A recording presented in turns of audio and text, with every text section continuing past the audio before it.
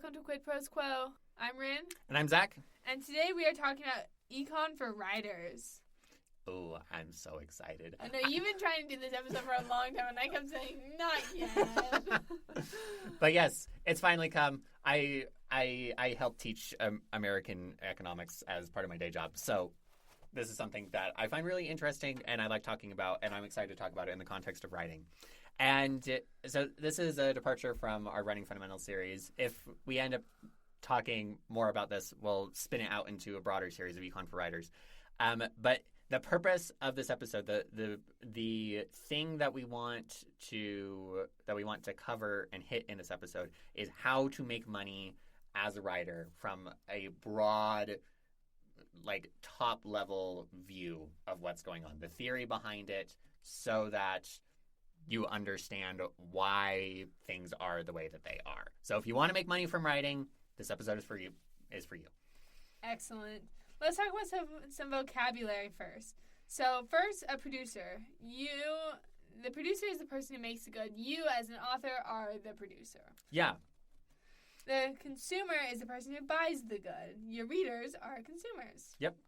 And market is the space where producers and I can't talk. The market is the space where producers and consumers meet and perform transactions. So, yeah, a market is where your readers are going to come and buy your book.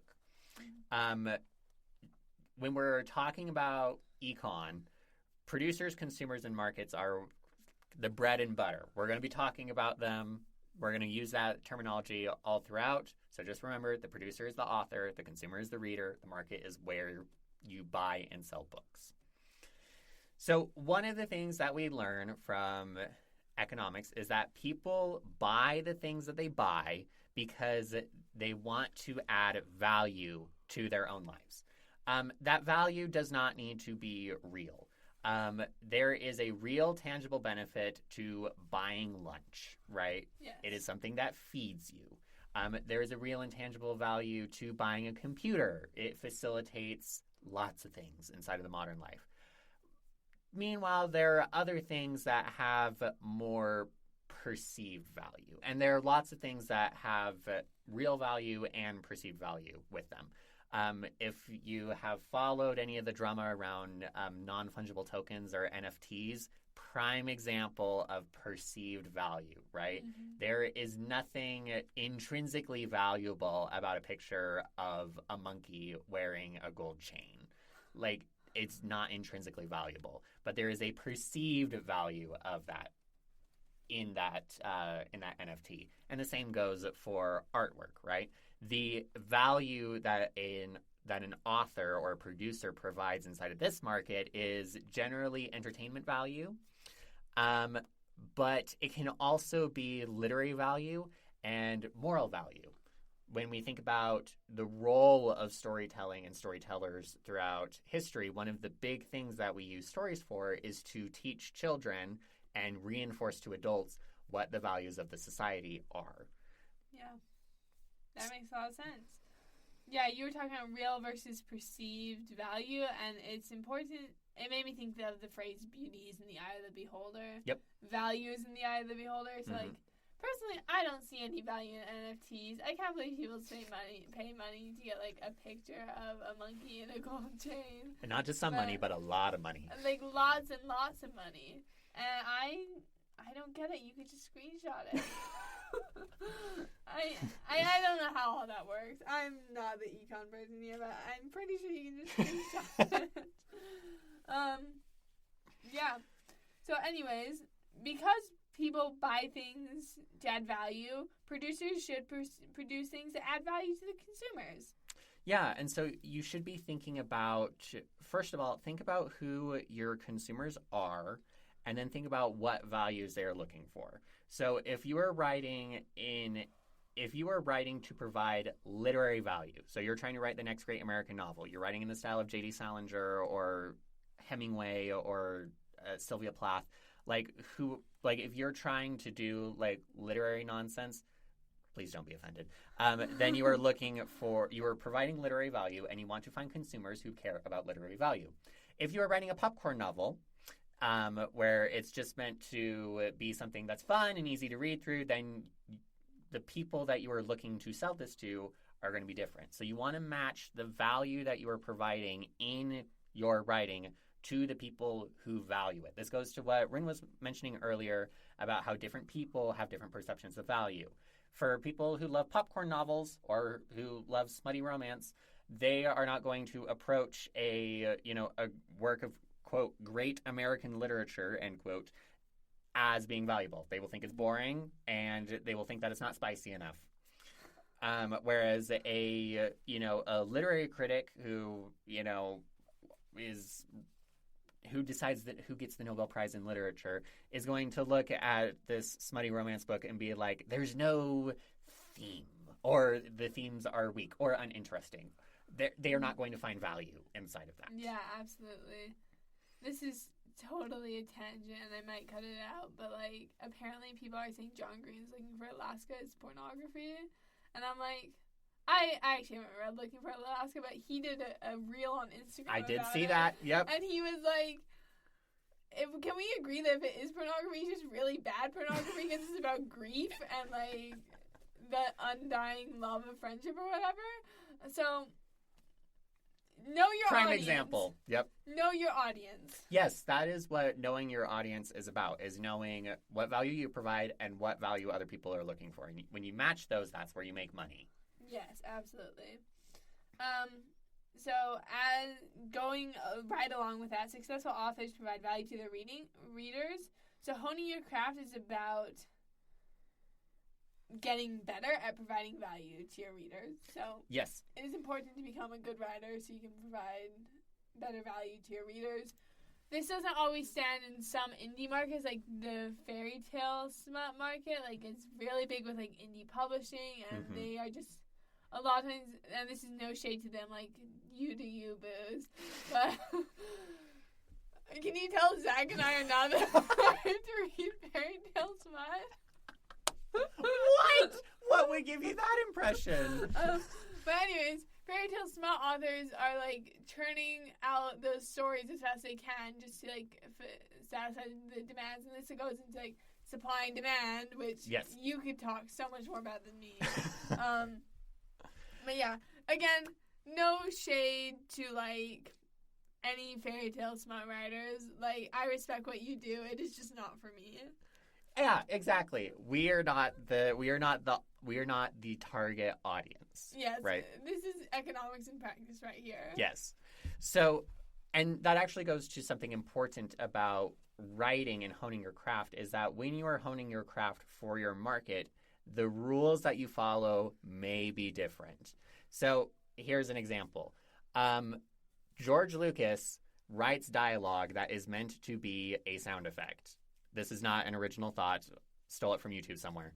But if you, like, listen to the dialogue throughout most of the Star Wars movies, not all of them, but most of them, it's just noise. I was actually noticing this when I was watching the Rebels TV show with my wife last night, where it's just like, wow, this is just really terrible dialogue. That's just, like, it's just noise.